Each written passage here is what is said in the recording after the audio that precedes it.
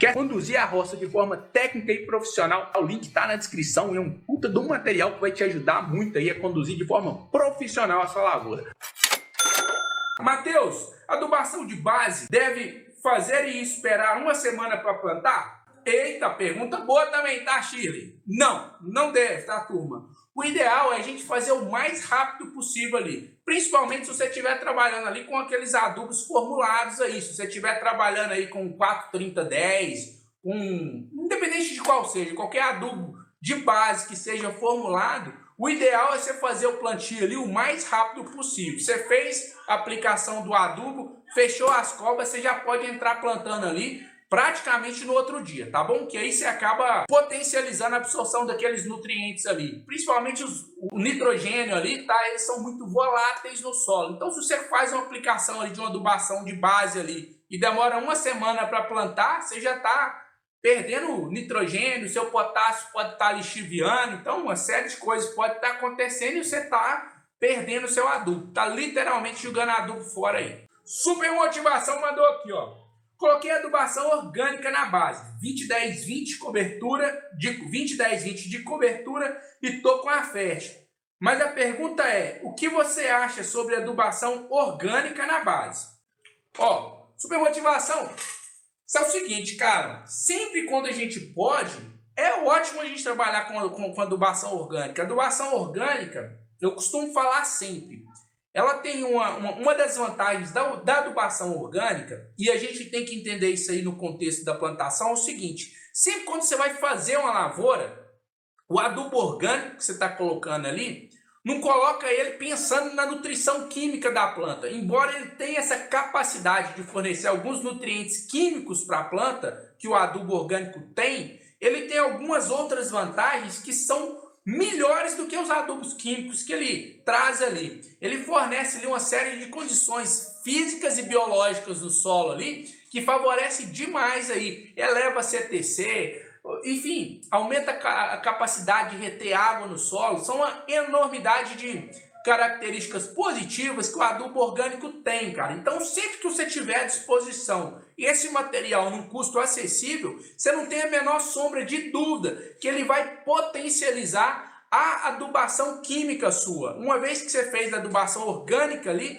ele vai ajudar a planta a conseguir assimilar e absorver de uma forma mais precisa aquele nutriente químico que você está colocando depois ali. Ele condiciona e favorece as condições físicas e biológicas do solo, além de fornecer alguns nutrientes químicos, cara. Então, não tem como a gente falar mal de matéria orgânica no solo, tá? Então, esse é o meu ponto de vista a respeito do assunto matéria orgânica aí, tá? Kim Nascimento me mandou aqui, ó. Olha só. Quantos dias após a abóbora nascer eu faço as pulverizações contra a virose? Kim, isso aí é o seguinte, cara. Normalmente aí 5 dias após a germinação aí, a gente já entra com os tratamentos ali preventivos. O controle da virose, cara, não é uma pulverização que a gente vai fazer que a gente vai resolver o problema.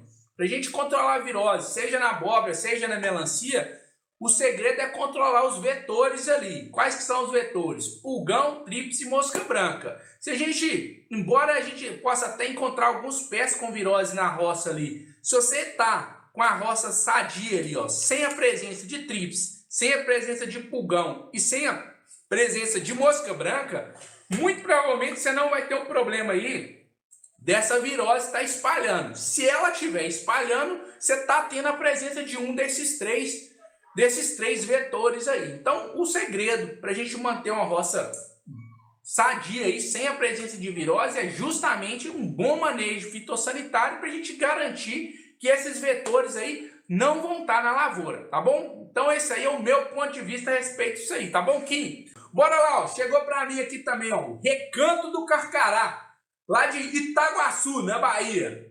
Aqui tá muita chuva e frio, minha melancia tá com 40 dias.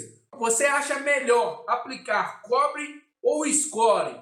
E também devo fazer o que para evitar a rachadura dos frutos? Bom, bora lá, vamos responder uma pergunta aqui, que essa aqui é 2 em 1 aqui. Sua melancia está com 40 dias aí, você falou das condições climáticas aí, que é uma condição de baixa temperatura aí, né?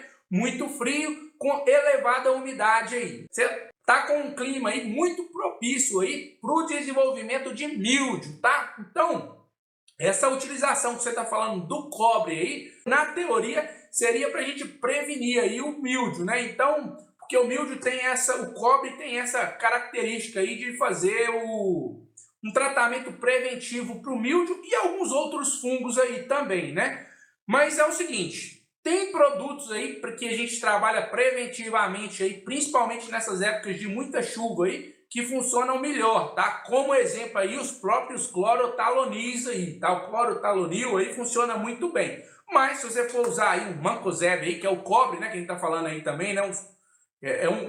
Um dos produtos aí à base de cobre que funciona bem preventivamente, pode ser que ele vai funcionar, mas se tiver chovendo bastante aí, essas aplicações aí desses produtos à base de cobre, como exemplo aí o mancozeb, cai a chuva ali, normalmente essa proteção não funciona com boa eficiência, tá? Então, a minha sugestão é você usar um clorotalonil aí. Vou fazer uma sugestão até de produto aí também, o Bravonil 720 da Syngenta, é um produto que vai muito bem nessas condições aí, para você prevenir o míldio aí, que o clima aí tá favorável para esse tipo de coisa. Você falou também aí a respeito do score aí, né? A utilização do score aí, dá para você trabalhar até preventivamente aí também com ele aí, né? Embora ele seja um triazol, pelas condições que você falou aí, é bom você usar um score sim. Contudo, vale destacar que o score aí, ele não vai trabalhar para atacar o míldio. Ele vai pegar outras manchas foliares aí, tá?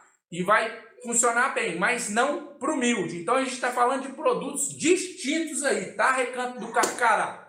E respondendo a sua outra pergunta aí é o seguinte, você perguntou com relação a rachamento de frutos aí.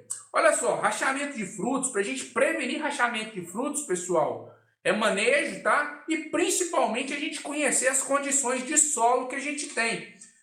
Porque é o seguinte, embora muita gente fala que rachamento de frutos ele é ocasionado em função de um excesso de água, é o excesso de água, mas não é a causa raiz do problema, tá? O rachamento de frutos aí está muito mais ligado aí a uma questão nutricional ali. Normalmente em solos que a gente não tem uma boa disponibilidade de cálcio aí, e boro também, se a gente tem uma quantidade alta de água ali, o que que faz? A água potencializa a absorção do nitrogênio, o nitrogênio faz a planta crescer, se tem uma deficiência de cálcio, a fruta racha, tá? Então, basicamente, é isso aí que acontece com o rachamento de frutos.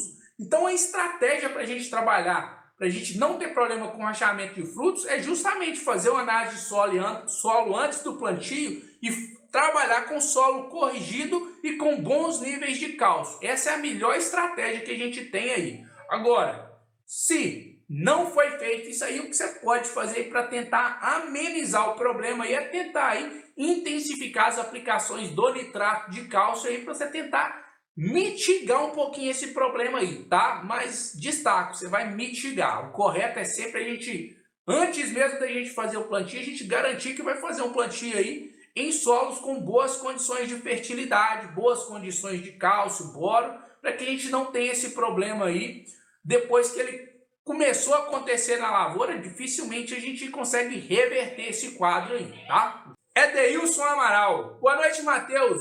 Qual é esse mapa que você tanto se refere? Ah, Edeilson, é um material que a gente tem aí, que eu disponibilizo o link para todos os produtores aí, para quem quiser dar uma estudada no material. Lá é um programa, na verdade, aí, que são os programas que eu utilizo aqui para quem deseja produzir em nível profissional, tá, Edeilson? É um material bem completo mesmo, para o produtor que, desde um produtor que está começando a produzir agora, um produtor que já está aí, tarimbado aí, que quer só dar um upgrade aí e entender como que a gente faz os manejos nossos aqui para buscar elevar a produtividade dele aí. Então, nesse material, a gente tem 3 programas fitossanitários lá, um básico, um intermediário, um avançado, 3 programas de nutrição e mais 2 módulos de um material bem completo aí para quem deseja produzir em alto nível aí, tanto na cultura da abóbora quanto da melancia, tá, Edeilson? Aí nos links de todos os vídeos nossos aí, você acha esses materiais lá, tá bom? Manejo de adubação da Manchester e da Liverpool são os mesmos? Eu utilizo os mesmos aqui, tá?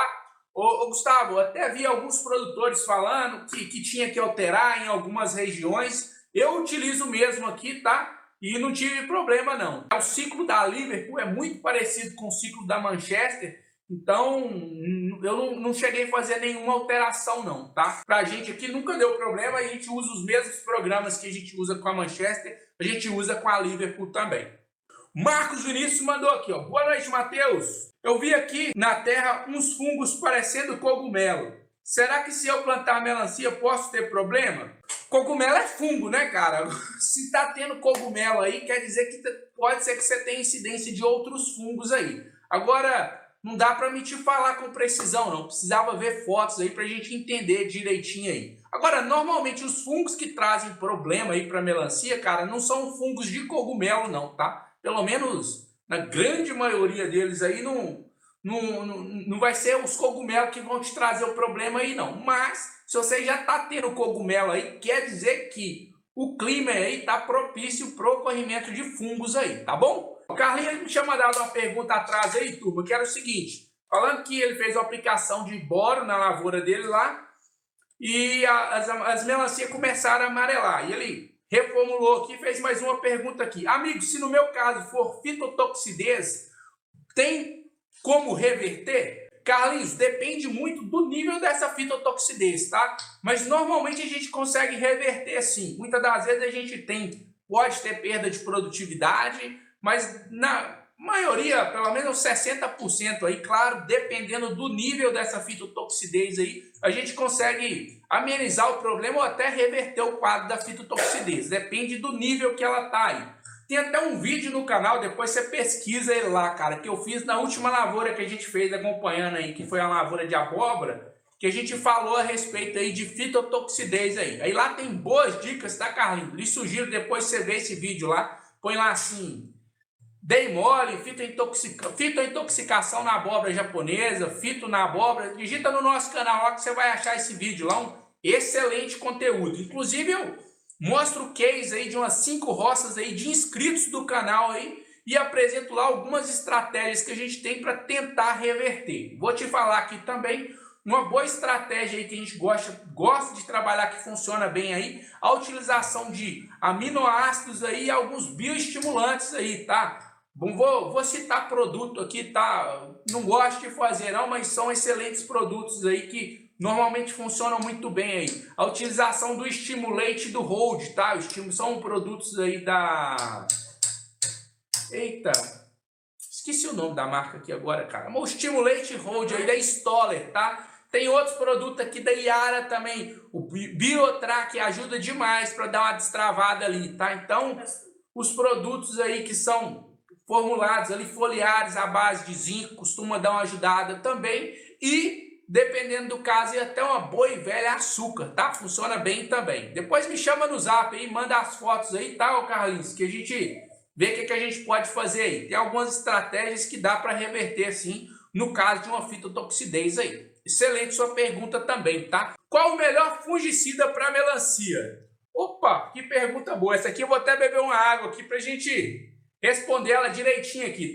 Quando a gente fala de fungicida, é importante a gente contextualizar o seguinte: não existe um fungicida que ele vai ser o melhor de todos. Existem diversos tipos de fungicida e cada tipo de fungicida ele vai ser direcionado para atacar um tipo mais específico de fungo. Então, é errado da nossa parte achar que a gente vai existir um fungicida que ele vai ser o melhor de todos. Isso aí que tem que ficar muito claro, tá? Supermotivação.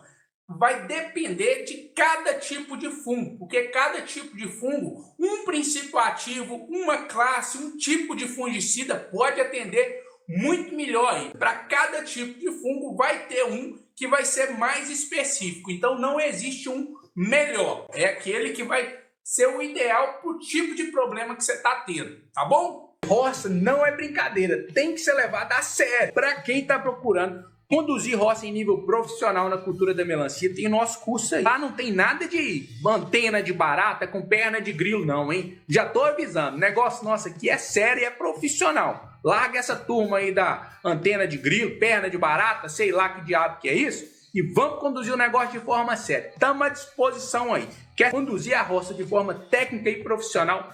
Entra lá, o link tá na descrição e é um puta de um material que vai te ajudar muito aí a conduzir de forma profissional a sua lavoura.